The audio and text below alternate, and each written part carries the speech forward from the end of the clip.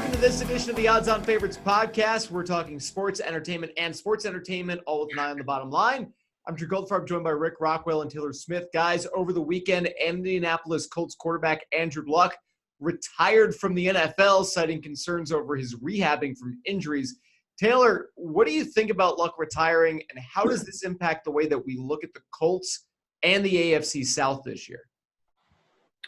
I was obviously shocked when I saw it, but looking back, it's not that shocking, I guess, in the end, considering all the injuries he's had over the last, his entire career, really. So good for him. I'm glad he retired and got out while he still has his brain presumably intact. He seems like a guy that has many interests outside of football, so why not pursue them? Obviously, it screws the Colts, though. I had them as my favorite to come out of the AFC South. They looked like the best team in the division last year. After their slow start, they trounced the Texans in the playoffs, as I remember, not very fondly. But obviously, Jacoby Brissett was their starter a couple of years ago when Luck was out. He didn't look good. Players do improve. There's a chance Brissett's gotten better since then, but we just haven't seen any reason to believe that he has improved enough to make the Colts relevant. The one thing that will keep them in the picture is just the lack of one great team in that division. So the division's still winnable. I don't think they'll win it. I think it's either Houston or Jacksonville. Tennessee has a chance, but I'm not super into them either. It takes one division winner out of the mix, I think. So it just kind of turned the whole division upside down, potentially. Yeah, the Colts are done. I mean, I'll get right to it, Taylor. The Colts are done. They got talent on both sides of the ball, but without Andrew Luck, they're not a team that's going to compete for a playoff spot.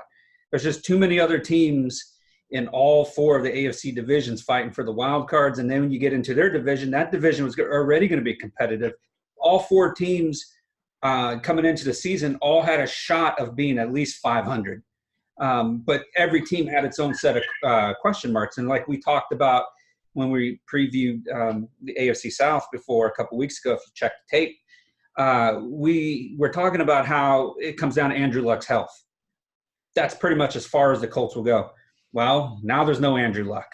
So if there's no Andrew Luck, there is no chance in hell the Colts make the playoffs. Yeah, I mean, it's good for Luck for basically putting his family first on it, with basically making the decision. If he's leaving a lot of money on the table to decide to just not play anymore. So it's good to see him put his health and his family's well-being over, getting a paycheck. Especially if he may have been, like I had seen that if he had maybe just sat out the year, tried to rehab but couldn't get back in, that he still would have been paid millions and millions of dollars to not play. But he got the Colts back that money, basically. So he kind of helped them if he didn't think he was going to be able to play this year anyway. And if he doesn't want to play, he shouldn't play.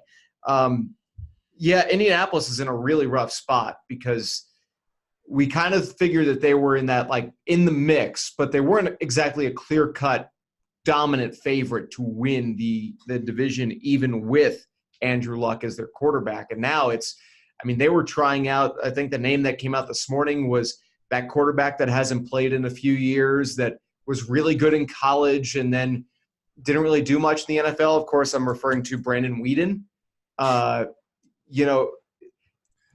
don't know how many numbers they tried before they landed on his, but we're at Brandon Weeden territory now for the Indianapolis. I think they also tried Brock Osweiler. I think I saw that too. At least he started a game in the NFL in the last few years. That's one of Drew's favorite quarterbacks. I probably was higher on him when he was drafted at one point, but I talked myself into him once upon a time. So why wouldn't they go try and trade for someone like Ryan Tannehill? I don't think the Titans would do that just because Marcus Mariota's made out of glass. Like Bortles or somebody that used to be a starter that's backing up somewhere now. Who goes and digs for Osweiler and Weeden? How – what they're doing? They're going to throw the season so they can have the number one draft pick next year and take one of the franchise quarterbacks. That's possible. But if you are in a position where you thought that you're a good quarterback away from making the playoffs and contending, do you really then try to go our quarterback's out. Let's just go the entire opposite direction and see if we can be the worst team in the NFL. It's hard to, no fan base wants that. But after they start losing games because they're just not good enough at the quarterback position, like Jacoby Brissett, how many games is he going to win himself? Like, this is a quarterback-driven league. Like, we all know that. And they're going to have arguably number 29 or 30 of the starting quarterbacks in the NFL ranked. So I just don't see it happening. I like Andrew Luck. I've been a fan of him since Stanford. I can see both sides, the fans being frustrated and Andrew Luck taking care of his health. But still, like, the team itself, they're in trouble. I guess any trade situation, the team would know the Colts are desperate, so they could probably just try to force them to overpay. It's like, well, we don't have to trade you Tannehill, but if you want to give us a 3 or something, we'll consider it. But then you're like, the Colts are paying 3 or a 2 or a 4 for a backup quarterback that gets them where? Like 9 wins at most. So they're kind of in a no-win situation. They're done. Stick a fork in them. Yeah, Late season. The best option, I think, for a team like that is to basically either, if you've got a young guy or if you can find a young guy who may have gone undrafted, untested, throw him out there. See what you can do. They got Chad Kelly. They might throw him in there. Yeah, he's probably the best option they've got because you might as well see what you have. If the season's not going to go anywhere, see what you've got, and then you can make an informed decision.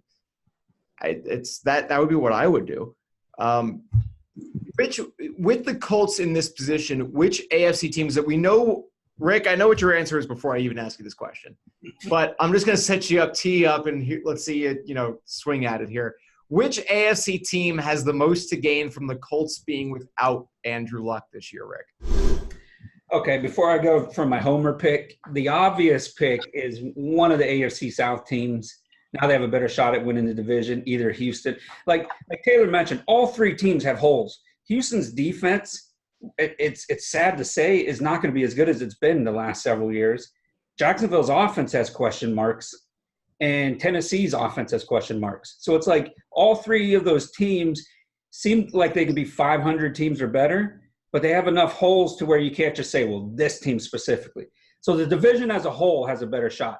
Then we go to the wild card positions, which, comes down to Buffalo and maybe Pittsburgh and Buffalo and maybe the Chargers and, I don't know, the Bills. So I happen to believe that the Bills are going to be a wild card contender. And when you knock off a potential playoff team, just, basically they don't even play the season, it opens the doors for other teams to have a better shot at making the playoffs. Why not Buffalo? They're going to have one of the best defenses in the league. They're going to have one of the best running games in the league. They've improved their O-line. As long as Josh Allen doesn't play as bad as Jacoby Brissett, we should be good. I was about to ask, do you really think the difference between the Buffalo Bills in camp this year and the Indianapolis Colts was, Andrew Luck is literally the only difference between those 2 teams, the team that made the playoffs last year and the Bills as they sat this summer? Well, yes, because 2 years ago we didn't play. Buffalo made the playoffs, and the Colts didn't make the playoffs. So this year, without Andrew Luck, the Colts won't make the playoffs. The Bills, which had the number 2 defense last year, everybody's predicting to have at least a top 5 defense this year. They've improved depth and talent all across the board. Like, there's no doubt about it. And right now they're undefeated in the preseason, which I don't remember the last time they've ever done that. It's been since the Super Bowl era, which we don't talk about too much because I'm still traumatized and dealing with PTSD. I grew up a Dolphins fan, and there are a number of times that I remember them going 4-0 in the preseason or 3-1 in the preseason and being just awful in the regular season. There were preseasons where I was saying Ray Lucas, he looks like a guy who could replace Dan Marino. He is having a fantastic preseason. This is our guy. Or Damon Heward did the same thing for 1 year. There was another quarterback whose name I don't even remember at this point, but it was all of them. They all ended up just being like, oh, yeah, no, it was preseason. They were going up against 3rd teams. The teams they were playing were better and therefore didn't have to play their starters.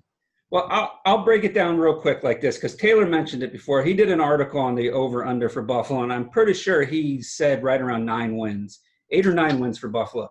If you look at the schedule, they play 3 bad teams to start the season: the Jets, the Giants, the Bengals.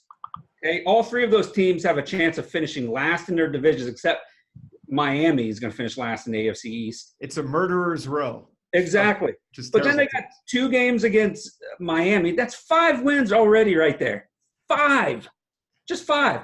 Then they got Cleveland, Tennessee. They got Denver, who's not going to be a great team on the road. Like, they've got a lot of winnable games that could put them at that 9-10 mark, which will be the wild card spot.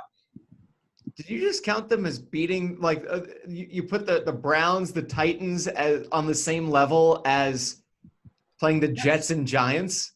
No, a little bit. They're a little bit above, but let's be honest here. Tennessee's offense is horrible. Like, they have one of the worst ranked offenses in the league. They'll have a good defense. Buffalo offense will be at least as good as Tennessee, and their defense will be better. They should win that game. Cleveland, that's another story. We'll see. They might just be all hyped this year. Who knows? Mayfield might be a bust. He might regress. Nick Chubb might break his leg. Taylor, you want to get in here on? And I try. I'll try to steer the ship back in the direction it was initially headed. I think the teams that benefit most from Andrew Luck retiring are the Patriots, the Chiefs, and potentially like the Chargers. Because I think that just takes one potential Super Bowl team out of the mix. Not that I think the Colts were like a likely bet to get there, but they were at least really good late last season, and there was reason to believe they had improved this offseason. So the fact that they're no longer in the mix just makes the path more clear for a team like New England or Kansas City, especially because the AFC as a whole is not very deep. We're talking about teams like the Bills and Titans making the playoffs potentially, so that's all you need to know, really. Kansas City, New England AFC title game seems like a pretty good bet at this point. Rick was reacting like you were agreeing with his pick on the Bills playoff team. I just said we're talking about teams like the Bills, which is kind of an indictment on the Bills in the first place. But if you want to take that as a compliment, I will. I'm taking it. That's fine. Circle those wagons. I hope you enjoyed that segment from the Odds On Favorites podcast. If you did, there's plenty more where that came from. Click on the link on your screen now to be taken to the complete podcast from this week, or check out the channel to find the other individual segments. Make sure to like, share, and subscribe to the Odds On Favorites YouTube channel for plenty more sports and sports betting picks, tips, and how-to guides.